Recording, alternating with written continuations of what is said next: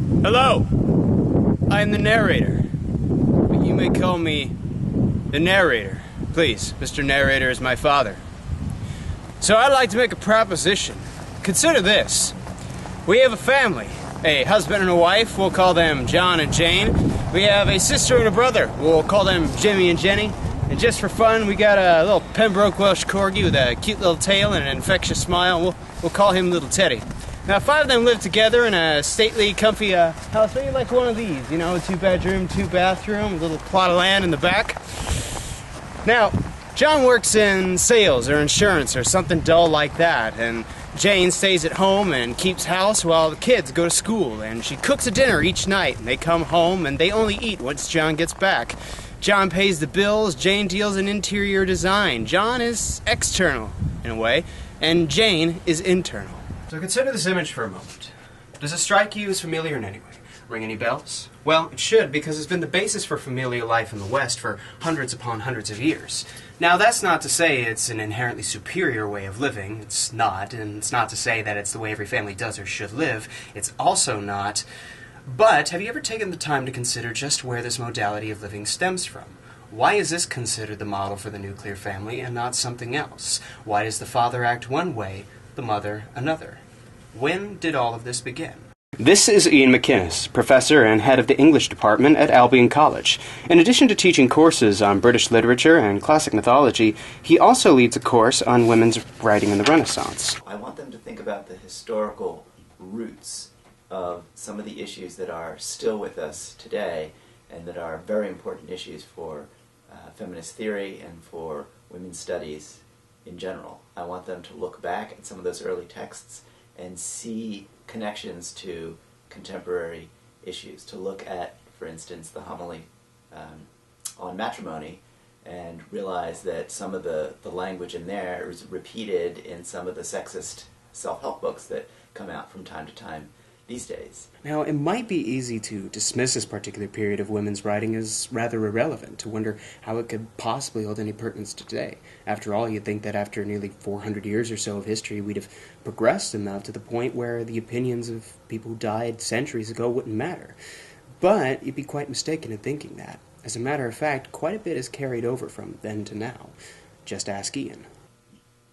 Almost all of the issues that we think of as traditionally gender-based kind of stereotypes of women had their origins in the classical period and then were adopted or rejuvenated within the medieval and Renaissance periods.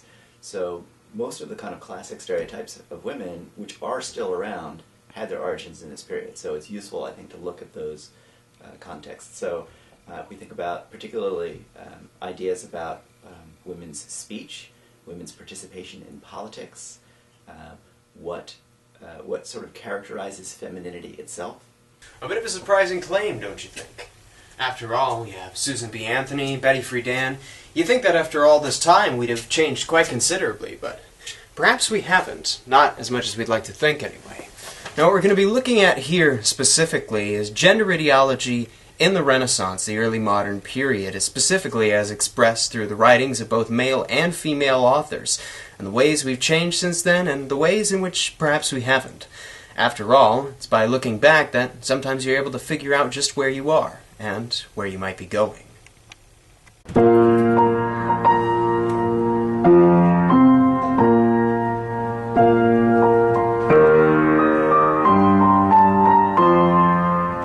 Dearly beloved, we are gathered here today, and so marks the beginning of one of the most widely recognized phrases in the English language. It marks the beginning of a wedding ceremony. This much everyone knows. But where exactly does the phrase originate? The opening for a traditional wedding ceremony is taken from the Book of Common Prayer. It was originally published in 1549 and later republished in 1662 for use by the Church of England. Now, the Book of Common Prayer contains sections pertaining to marriage, childbirth, funerals, baptism, and much, much more.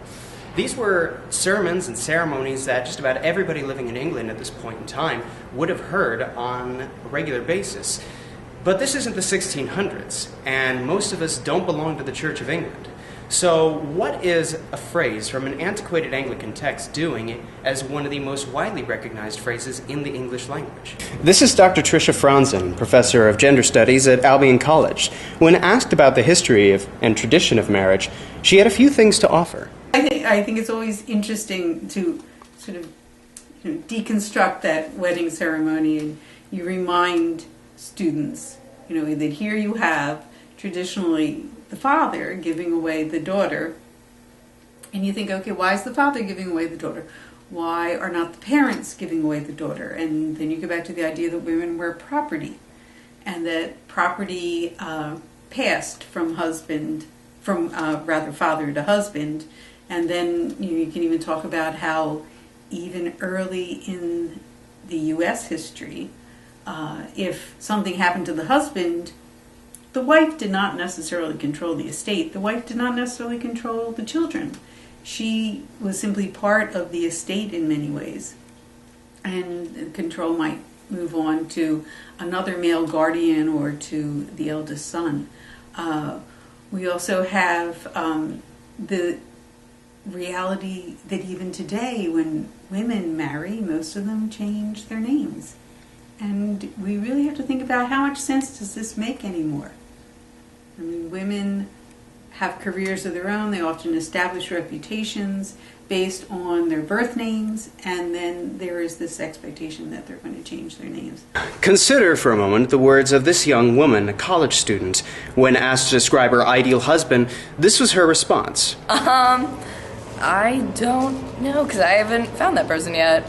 I guess it would depend on certain times in my life and what I'm looking for in a partner. I guess, I don't know, someone sensitive? Someone kind who would, I don't know, make me feel safe and secure, but wouldn't be over-dominating? Sounds like a reasonable enough response, doesn't it? A man who is sensitive to a woman's needs and caring and makes her feel secure without being too overbearing about it. We'll consider this excerpt from the homily on the state of matrimony, one of many sermons that would have been delivered on a weekly basis during early modern England. This precept doth particularly pertain to the husband, for he ought to be the leader and actor of love, in cherishing and increasing concord, which then shall take place if he will use measurableness and not tyranny, and if he yields some things to the Lord. For the woman is a weak creature, not endued with the strength and constancy of mind. Therefore they be the sooner disquieted, and they be the more prone to all weak affections and dispositions of mind, more than men be, and lighter they be, and more vain in their fantasies and opinions. These things must be considered of the man, that he be not too stiff, so that he ought to wink at some things, and must gently expound all things, and to forbear. The two sound oddly similar, don't they? That a woman should desire a husband who is kind and caring and makes her feel secure without being too overbearing about it. Odd that such a sentiment should be echoed nearly 400 years later in the words of a college student, a sentiment originating from homily that first affirms the woman as inherently weaker than men, and that also affirms that women are supposed to be subservient to their husbands. It's a notion that we would typically find repugnant today, and yet there it is. Consider also the practice of fathers giving away their daughters in a marriage ceremony. It's a traditional practice that much everyone knows, but as always there's a little more to it than one might initially believe. It might seem a little disquieting that a practice that affirmed women as the property of men would still be in practice today. And indeed, of all the women that we asked whether or not they'd like to have their fathers hand them off at their wedding ceremonies, all of them said yes. I love my dad, and the idea of him being the one that will walk me down the aisle and then give me to my husband means a lot to me, because it means that both of those important men in my life really, really care about me. Why? Because isn't that the tradition? Isn't that what happens at a wedding? Yes, I do. My father's the person I respect probably the most on earth, and the idea of him approving of my marriage and the symbolism of him giving me away is what I think would be really important for me. Know that none of this has been done to disenfranchise marriage or to paint it in an intrinsically negative light, but it begs a few questions, to say the least, and it certainly urges a re-examination of why we do the things we do. If we're moving towards one thing, but we still entertain practices that reinforce a mentality, have we really escaped from that mentality? Another topic that crops up quite frequently in the writings of the early modern period pertains to work, specifically as it pertains to women in the workplace. Now, the nature of work for a woman during this period of time would be quite different from how we might conceptualize it today.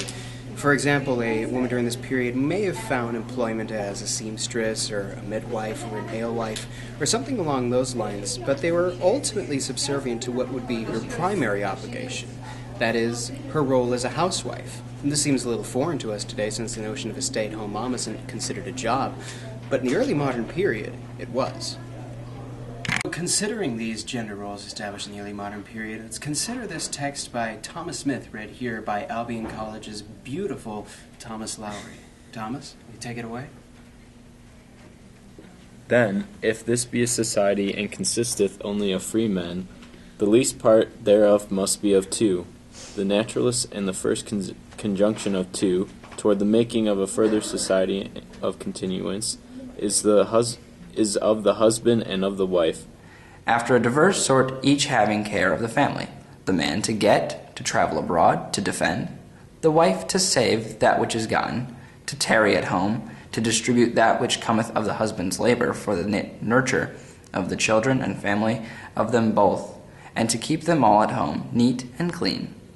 So nature hath forged each part to his office, the man stern, strong, bold, adventurous, negligent of his beauty and spending, the woman weak, fearful, fair, curious of her beauty and saving, either of them excelling other in wit and wisdom to conduct those things which appertain to their office, and therefore, where their wisdom doth excel, therein it is reason that each should govern.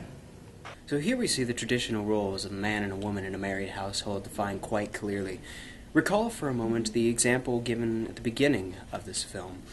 The man being the external component of the marriage, he's the one who goes out and brings home the bacon and all that good stuff, and the wife is the internal one. She's the one who takes care of the kids and cooks and cleans. This is a notion extending back to the Renaissance, and for the wife, the home was her work. This was the service to which she dedicated the majority of her life, to her husband and to her children.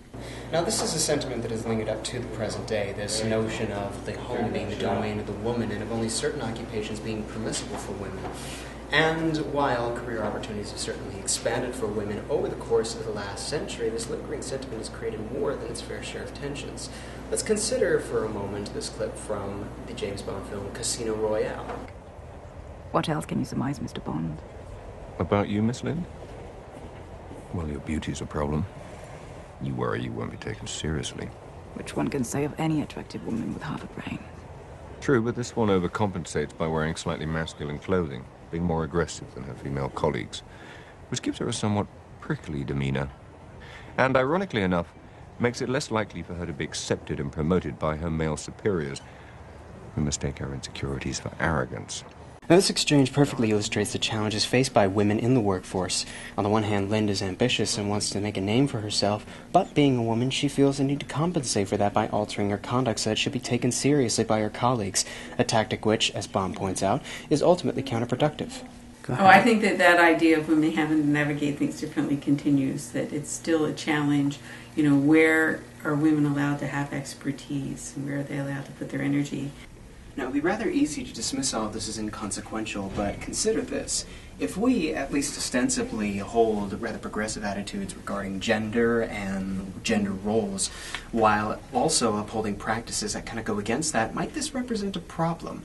Wouldn't it at least be worth examining whether or not these practices and attitudes are still appropriate today?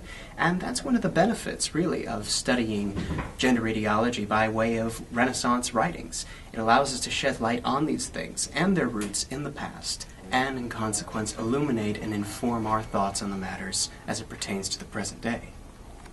Now, up until this point, we've examined a lot of texts that have been authored by men, but there haven't been too many included that were written by women. Now, that's not to say that there was nothing in this period written by women. As a matter of fact, there were quite a few things authored by women. But they weren't things that most people would typically read. So what then did women during this period write? What were they allowed to write, and what were they allowed to write about? Becomes our question. Let's consider for a moment the example of Anna Trapnell, a self-proclaimed prophetess who was particularly active in England during the rise of Oliver Cromwell. I replied and said, "I would not tempt the Lord." He answered me, "It is not a tempting of God when he requires this of thee." "Lord," said I, "what is my work?" His reply was to go forth to the tempted, and whatever their temptations were, I should have to speak forth to them. Now, considering the example of Anna Trapnell, no doubt it seems a little odd that a woman was able to speak in the religious sphere at this time. Her ability to do so, however, stemmed from the fact that she cited divine authority. Now, women, generally speaking, were thought of as subservient to men, but if they had a duty to God, then that duty to God would supersede any duty they might have to men, thus allowing them to speak in the religious sphere when they might not be able to otherwise. Now, this is something that carries on past the Renaissance. Here at Albion College, for example, we have the instance of Anna Howard Shaw, the first female Methodist minister and a leader of the women's suffrage movement. One of my favorite, or one of my areas of expertise is Anna Howard Shaw, who went to Albion, who was a suffrage leader. And she was one of the women who was a minister, and she became an ordained minister.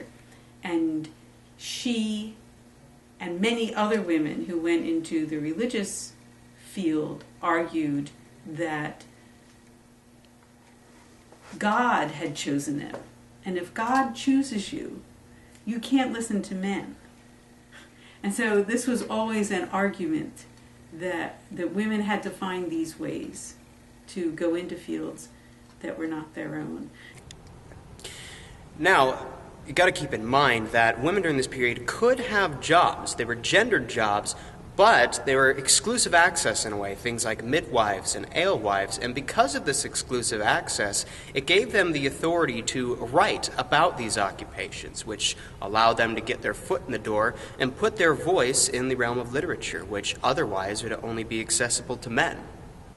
For though we women cannot deny that men in some things may come to a greater perfection of knowledge than women ordinarily can by reason of the former helps that women want, yet the Holy Scriptures hath recorded midwives to the perpetual honor of the female sex, there being not so much as one word concerning men midwives mentioned there that we can find, it being the natural propriety of women to be much seeing into that art.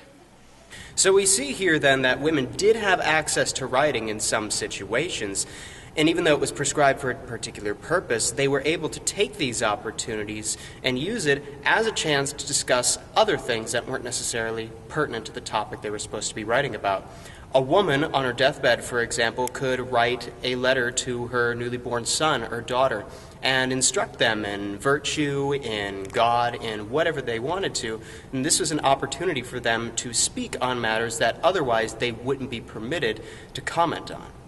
Now, another thing that women could write during this period was translations. They weren't necessarily able to write their own fiction or their own stories, since that would be seen as transgressive. But if they were able to take words written by another man, and if they were fortunate enough to know languages in which it was written, they could translate it, and in so doing, put their own spin on it. Consider this excerpt from the preface to a translation by Margaret Tyler when she writes, "If my travail in Englishing this author may bring thee to a liking of the virtues herein commended, and by example thereof in thy princes and country's quarrel to hazard thy person, and purchase good name, as for hope of well deserving myself that way, I neither bend myself thereto, nor yet fear the speech of people, if I be found backward. The invention, disposition, trimming, and what else in this story is wholly another man's, my part none therein but the translation, as it were only in giving entertainment to a stranger." So we see here then that this particular woman was able to defend her translation on the grounds that it wasn't her work, it was the man's. However, when you're doing a translation, you are able to control the direction in which the text goes, and women would use this as an opportunity to get their voices heard indirectly in the public sphere, something that wouldn't have been available to them otherwise if they'd written something original. Now, just as women's work was limited to certain gendered spheres, so too were women's voices limited to certain spheres. And this is something we see continuing even today. I think the things that women can joke about are still almost stereotypic, that they can't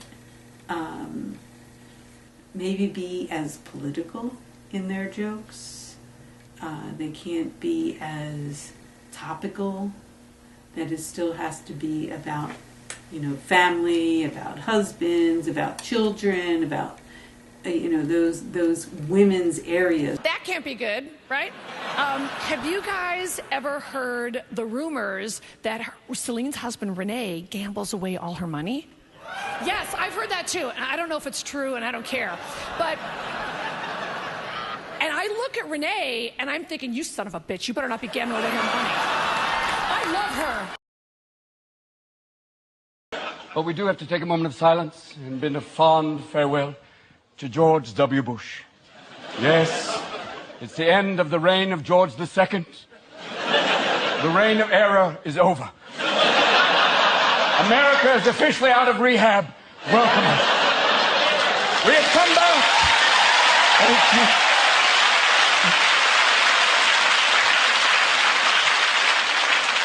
He is a gift to comedy, though he is a comedy pinata. I'm going to miss him. A man who said, I'm the decider. No, sir, you're the president. You make decisions. Deciders what they sell in the little jugs.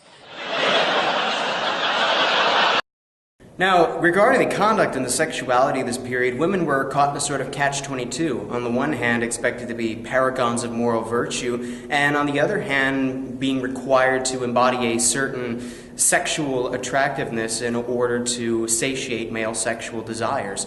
And this is something we see carrying over even today. You're supposed to be good at everything. Now you're supposed to be good at your job. You're always supposed to be patient. You're not supposed to ever get angry. And you're supposed to be well-behaved and respectable, and but at the same time we have these ideals about sexuality and how women are supposed to be sexual. I just think that it's a lot of the double standard continues in that women are supposed to embody virtue, but they are also supposed to represent sexuality. And that's one of the biggest contradictions. And I think we see it when we get into these debates about who's responsible for sexual assault. Consider, for example, a magazine rack at a local grocery store. On the one hand, you can have a cosmopolitan magazine which screams 50 ways to please your man, while at the same time having a Homes and Gardens which screams the typical Mary Sue housewife. Now, this is a contradiction that played out on a royal scale as well. Consider, for example, the instance of Queen Elizabeth, who, ascending to the throne of England, was, on the one hand, expected to conform to certain stereotypes about gender, such as being weak and frail and submissive, while at the same time entertaining more traditionally masculine qualities, such as strength and assertiveness, in order to establish herself as an effective leader. As a matter of fact, there were quite a few people who weren't particularly happy with her ascension to the throne. In the instance of John Knox, for example, who writes quite vehemently about her rule. To promote a woman to bear rule, superiority, dominion, or empire above any realm, nation, or city is repugnant to nature, contumely to God, a thing most contrarious to his revealed will and approved ordinance. And finally, it is the subversion of good order and all equity and justice. I speak of women as nature and experience do this day declare them. Nature, I say, doth paint them forth to be weak, frail, impatient, feeble, and foolish. And experience hath declared them to be unconstant, variable, cruel, and lacking the spirit of counsel and regiment. Now, Elizabeth, however, would not be dissuaded by such doubters. Her responses to these things indicate her tremendous rhetorical skill, and even though she was prescribed to work within certain confines, she was able to make the most of those confines and show why they were actually proper for her rule as queen. Her speech to the troops at Tilbury is a good example, where she said, "I know I have the body of a weak, feeble woman, but I have the heart and stomach of a king." Consider also the golden speech which she delivered in front of Parliament, where she said, "And though you have had and may have many princes more mighty and wise sitting in this seat, yet you never had nor shall have any that will be more careful and loving." Now, don't think this is something that's a relic of the past, though. This is something that female politicians even today have to deal with. For example, a woman politician today has to find a way to distinguish herself in some ways other than just a woman, but if she overreaches her bounds, she runs the risk of being called a shrew or an ice queen.